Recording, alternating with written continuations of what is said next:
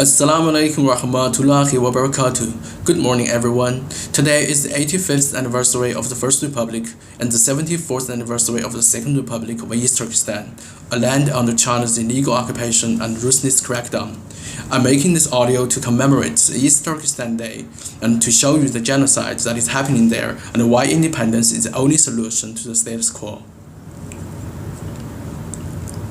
East Turkestan, a country that lies north of Tibet, has never been part of China. It is basically a stolen land. The Uyghurs, a Turkish-speaking Muslim majority Eurasian people, are the largest ethnic group that live there.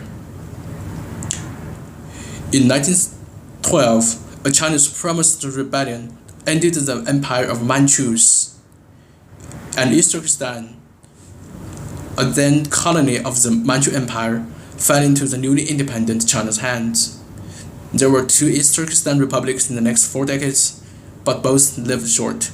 In 1950, China's new communist regime invaded East Turkestan, purged their elites, and decimated many Uyghurs and Kazakh villages. Now under Xinjiang Party chief Chen Xuanguo, this occupied land is witnessing an ethnic cleansing campaign powered by modern technologies that Hitler could only have dreamed of. So basically, China is ruling East Turkestan in two ways: jinwashing and brainwashing. Since 1950, state-organized militias and civilians have flooded into this occupied land to create a Chinese majority. In the name of ethnic solidarity, Uyghur women are sometimes forced to produce biracial children by taking Chinese men as state-assigned husbands. China is working hard to eliminate the Uyghurs' cultural and religious identities by restricting the use of their language on campus, making their children wear Chinese dress, and helping their farmers raise pigs. Communist slogans and sheep portraits are hung over schools and homes and mosques, and Uyghur villagers are forced to attend the police-monitored meetings where they repent their disloyalty to the party and report each other's crimes. China is a totalitarian state with atheism as part of its official ideology. It firmly believes that religion is opium for the people and is hostile to all religions. It has been demolishing Buddhist academies, burning church crosses, and closing mosques. China is removing halal labels from restaurants and punishing people for fasting, praying, and not smoking.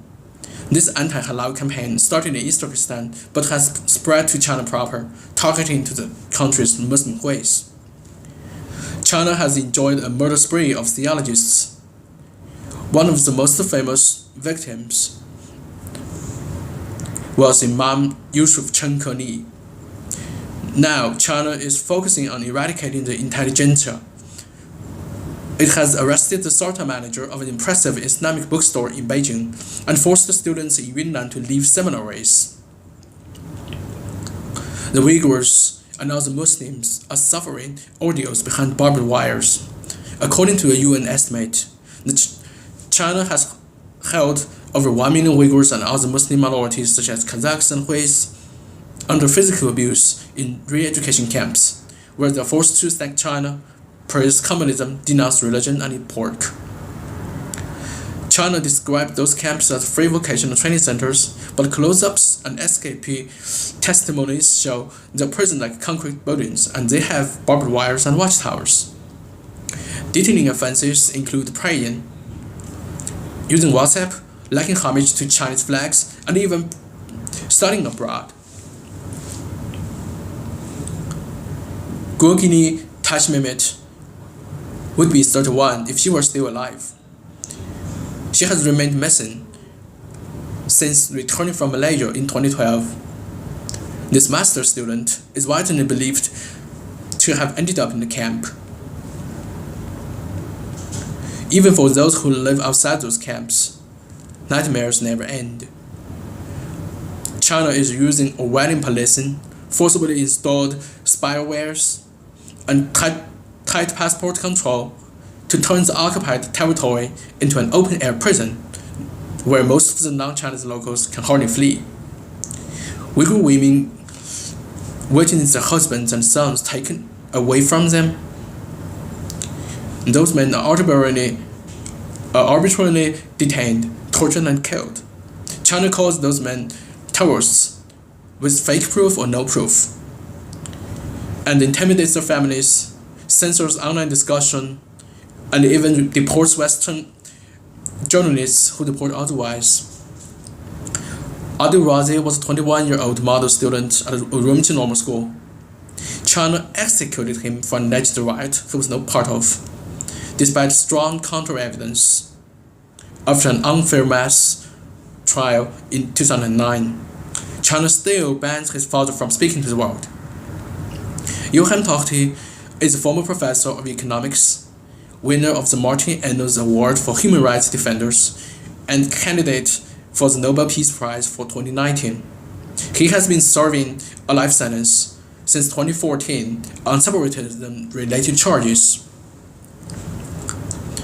As an outspoken critic of China's unfair treatment of Uyghurs and human rights abuses, Mr. Yoham Tohti said he was looking forward to good dialogue for the purpose of turning China into a normal democracy that protects the rights, traditions, and cultures of all ethnic groups.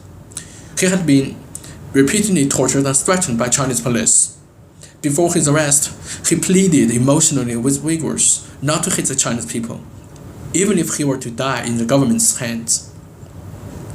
According to an incomplete list, more than 231 Uyghur scholars have been kidnapped, tortured, or killed, including Rahili Dawood, 52 years old, anthropologist who was disappeared; Murat Upur, 58, a medical scientist who was sentenced to suspended death; Muhammad Salih Hajim, 82 years old, the first translator of the Quran into the Uyghur language, who died after spending 42 days in a concentration camp. At the same time, students have been forced to return or kidnapped to sent to camps, including Mutalib Imin, 31 years old now, a master's student in sociology. He was arrested in 2014 when he came back from his Turkish school and remains unheard of. And Yoham and Yasinjiang, both 28 years old, they were forced to come back from Egypt, went to camps, and have been confirmed dead. Those deaths are linked with beating, sleep deprivation, denial of medical care, and forcible drugging. China also uses these methods to torture its own dissidents, including Nobel laureate Liu Xiaobo, who died of suspicious cancer in 2017. Even for Uyghurs and other Muslims living beyond borders, terror still lurks. In 2017, Chinese agents, with the help of Egyptian police, kidnapped more than 200 Uyghur and Hui students in Cairo. This mission was to interrogate those students under loyalty towards the Chinese Communist Party. And for those who study in the West, including the US, China forces them to return and send them to camp by simply threatening their parents. In 2015, China made Thailand return over 100 Uyghur refugees. It also used to harness the Interpol as a weapon to hunt Uyghur leader Daokun Issa, a German citizen, in Korea, Italy, and other democratic countries. To curb criticism on American soil by Uyghur Americans, China detained the family members of some Uyghur American reporters. And not long ago, China tried to control a Uyghur American researcher by using his daughter's future, but he refused to become a Chinese spy and chose instead to tell the world what was going on. For those who believe China is only targeting a specific group of people and remains far away from us, I would like to provide some fresh evidence about China on our campus, the UGA campus. We have a Chinese Students and Scholars Association, also called the CSSA. It claims to be apolitical, but also acknowledges on WeChat that it is registered in the Chinese embassy. Records show it has organized several patriotic events to defend the Chinese Communist Party's honor from Taiwanese and Falun Gong and other smears. So basically, our freedom of speech on campus is being restricted by the CSSA, a student organization being loyal to a foreign government. Not long ago, a Chinese agent reached me and offered me to become a communist spy. He says this would be one of the conditions that I could return to China safely.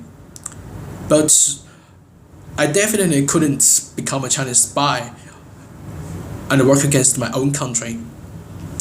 So I chose not to join its espionage program, but to report suspicious student activities to law enforcement agencies. In 2013, China's top military academy, NUDT, acknowledged on the newspaper that it had sent more than 600 students and scholars to secretly study in the West. When they return, they would bring back most advanced technologies. And also, those students and scholars had established more than 9 Communist Party branches in Western universities, including American universities. At the end of this video, I would like to share with you guys about China's history of genocide. It is a very long-time tradition, and more than Uyghurs have been the target. In the so-called Xinhai Revolution, which I mentioned as the Chinese supremacist rebellion in 1912, the Chinese rebels butchered 15,000 Manchus in Xi'an city and more in other cities. But even today, the spiritual leader Sun Yat-sen is still hailed as a great man, a great revolutionary leader by China's communists, as well as self-alleged liberals. So the whole Chinese society loves Sun Yat-sen, the genocide leader.